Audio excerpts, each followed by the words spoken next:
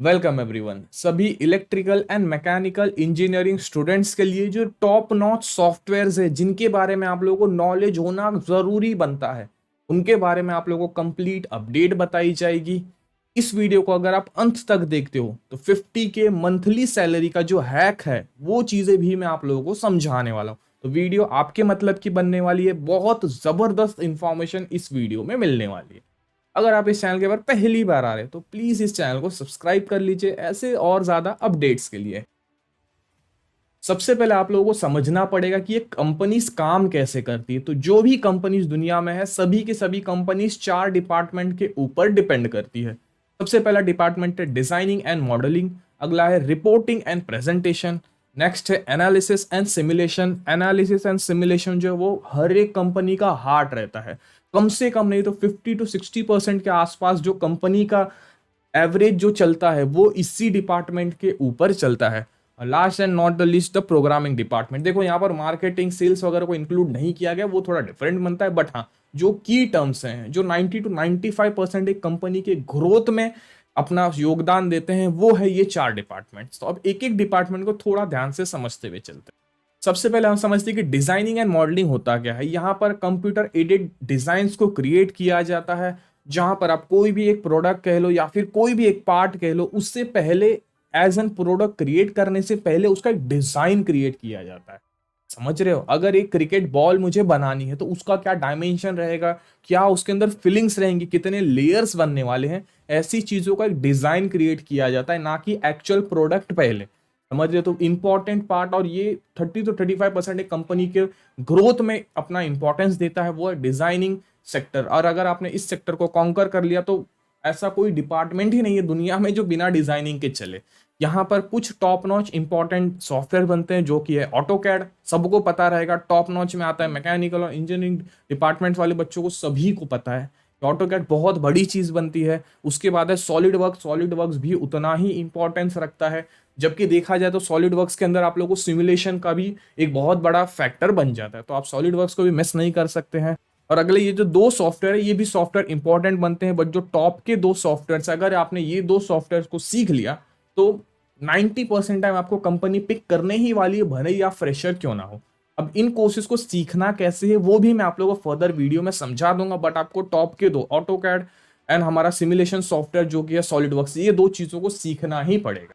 उसके बाद हर एक कंपनी की एक बड़ी जान जिसे कहा जाता है वो है रिपोर्ट एंड प्रेजेंटेशन। आपके कोई भी क्लाइंट्स रहेंगे, उनको अगर आपके कंपनी का प्रोग्रेस दिखाना है तो ऑब्वियस सी बात है आप उसे रिपोर्ट वाया, प्रेजेंटेशन वाया ही समझाओगे। जो भी आपके इन्वेस्टर्स है, अगर आपको उनको अपने कंपनी की तरफ अट्रैक्ट करना है तो आपके प्रेजेंटेशन स्किल्स जबरदस्त बनने चाहिए, रिपोर्टिंग स्किल्स जबरदस्त बनने चाहिए, एनालिसिस स्किल्स जिसे कहा जाता है कि आप बाकी कंपनीज जो भी आपके कॉम्पिटिटर्स हैं उनको आप किस तरह से एनालाइज करते हो, और जो फॉल्स, जो गलतियां वो कर रहे हैं, अगर आप उन गलतियों पे हिट करके चीजों को करते हो तो आपके कंपनी की ग्रोथ और ज्यादा बढ़ने वाली। तो ये बहुत इंपॉर्टेंट डिपार्टमेंट बनता है जहां पर अच्छी खासी पोस्टिंग निकलती है, सैलरी थोड़ी कम रहती है, बट हाँ अगर आप ये चीजों को सीख पाते हो, सीखना बहुत आसान है, रियलिटी में बताओ तो रिपोर्टिंग एंड प्रेजेंटेशन बहुत इजी डिपार्टमेंट बनता है जिन चीजों को आप सीख सकते हो। यहाँ पर बिजनेस ऑपरेशन से रिलेटेड आप लोगों को नॉलेज होना काफी ज्यादा इंपॉर्टेंट बनता है। Presentation, report making, material handling, supply chain management and data analysis करके ऐसे कुछ डिपार्टमेंट्स बनते हैं जहां पर आप लोगों को पोस्टिंग्स मिल सकती है। यहां पर आप लोग प्लीज टारगेट करो एमएस ऑफिस को। डिस्क्रिप्शन में मैं लिंक दे दूंगा जहां से आप लोग एमएस ऑफिस को सीख सकते हो, वो भी फ्री में।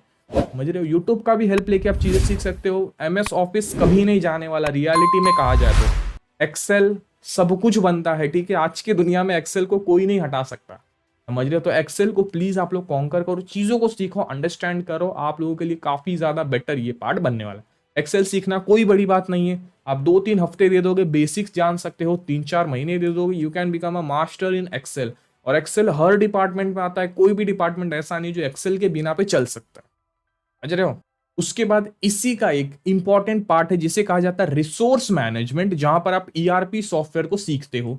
ये भी ऑलमोस्ट वैसे ही कह लो आप डेटा मैनेजमेंट का ही काम रहता है, जहां पर सैप एक इंपॉर्टेंट पार्ट बनता है, टैली, ओरेकल और भी बहुत सारे सॉफ्टवेयर है, बट यहाँ पर भी टॉप 2 के जो सॉफ्टवेयर हैं टैली और सैप, ये दो चीजें अगर आप सीखते हो तो आपके लिए काफी सारी अपॉर्चुनिटीज ओपन हो सकती है। ये समझ में आ गई।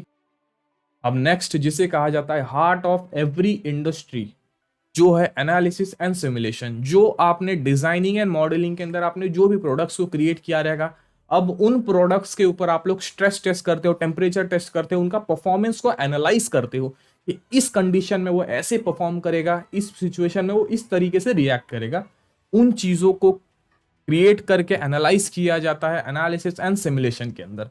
रियलिटी में बता रहा हूँ, रियलिटी में अगर आप लोग एनालिसिस एंड सिमुलेशन और साथ में डिजाइनिंग एंड मॉडलिंग, अगर आप ये दो फील्ड को कॉन्कर कर लेते हो, मैं आज के टाइम पे आपको लिख के दे सकता हूँ मिनिमम 50K की सैलरी स्टार्टिंग बनने वाली है, मिनिमम। समझ रहे हो? अब ये कब होगा? जब आप ये 200 डिपार्टमेंट को कॉन्कर कर सकते हो। यहाँ पर आप देख सकते हो कुछ इंपॉर्टेंट सॉफ्टवेयर है। देखो ये चीजें अपग्रेड अपग्रेड होती रहती है, तो आपको रेगुलर अंडरस्टैंडिंग और रेगुलर स्टडी रिक्वायर्ड है।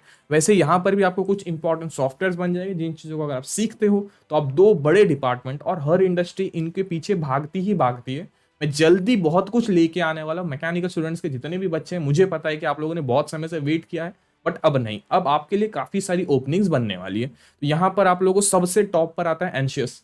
आज के टाइम पर मिनिमम 60% ऑफ जो सिमुलेशंस होते हैं वो एंशियस एंड सॉलिडवर्क सिमुलेशंस के ऊपर ही किए जाते हैं। और अगर आप ये दो सॉफ्टवेयर को सीख लेते हो तो आप लोगों के लिए काफी ज्यादा बेनिफिशियल चीजें बनने वाली है। मैं इन डेप्थ अभी नहीं जा रहा हूँ, किसी और वीडियो में आपको थोड़ा बहुत इन डेप्थ नॉलेज दे दिया जाएगी कि एंशियस क्या होता है, ऑटोकैड सिमुलेशन कैसे वर्क करता है, सॉलिडवर्क्स कैसे वर्क करता है। ऐसी चीजों को इन डेप्थ किसी और वीडियो में समझाया जाएगा। बट पहले आप कंपनी की वर्किंग समझ लो। अगर आप एक कंपनी का वर्किंग प्रोसीजर समझ सकते हो तो आप भाई सीईओ की पोस्ट पे आ जाते हो।